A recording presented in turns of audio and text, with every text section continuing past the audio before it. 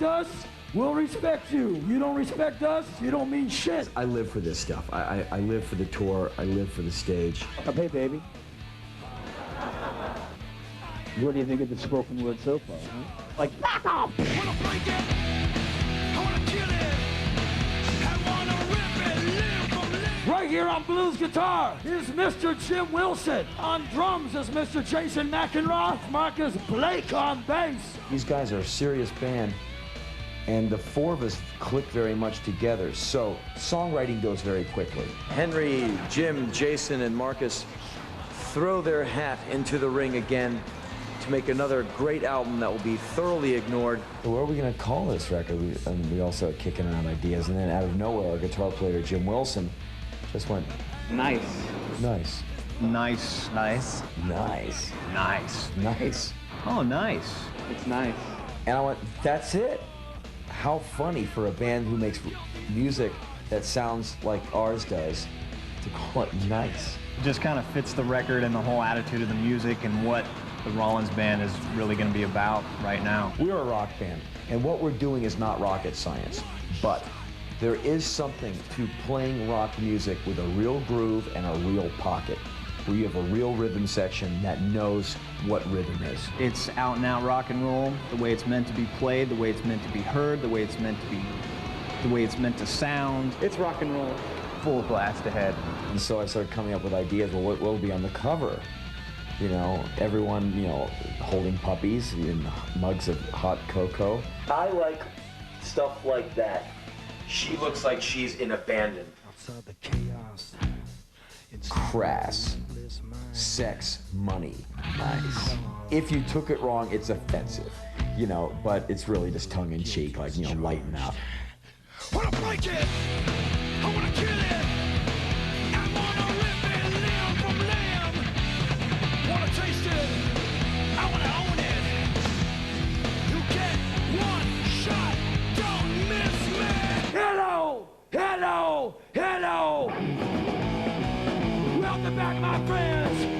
So good to see you again. Some songs for Nice were born from being on the road. Why did you leave me? We write at soundcheck, we write at gigs, we write during the set, we write on the encore, like, okay, go for that, all right. Some of the songs that are going to be on the record, we've played live for the last part of the tour because some of them were just good enough to start playing right away. We came up with, I think, 12 or 15 tracks just by the end of last year, and then we decided we needed more. We finished a bunch of songs, and then right before Christmas, I said, oh, fellas, you feel like one more burst just to make sure we have the record? And then everyone went, yeah.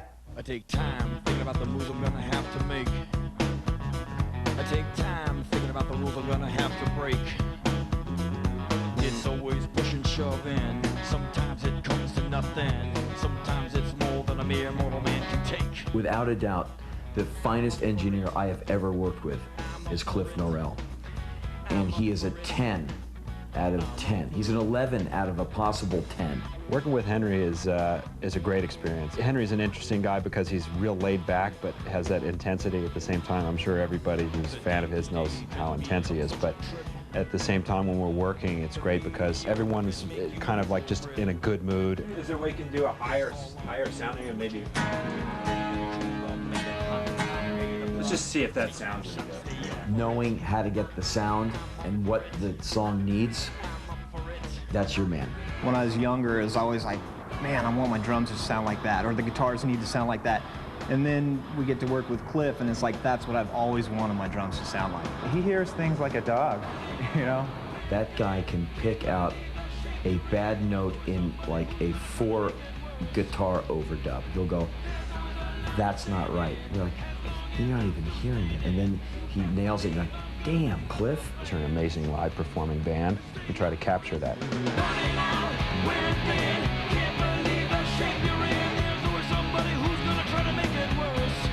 Hard 3 songs. Those 3 songs, give him a couple of fast ones, and then start turning the tempo down, and then blow it back out again with Your Number Is 1. For me, there's this momentary, like, 20-minute to 1 hour glow after a show. You did it. You rocked them.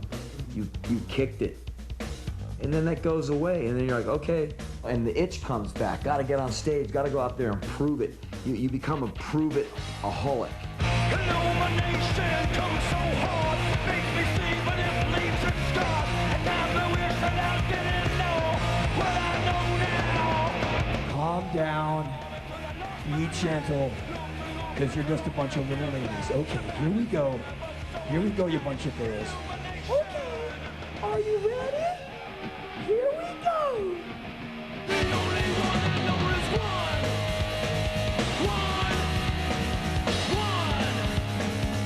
The only one.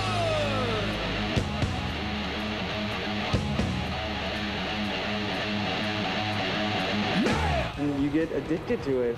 It's addictive. The European festival experience is really funny. You will be on the bill with genres, other genres you would never play with. See just a sea of people. Tons of people. You don't get a sound check. Rollins band, Macy Gray, and Moby. And stomping all over the band, like the other band who are all 20-something and having more energy than they do. Yeah, that's very satisfying.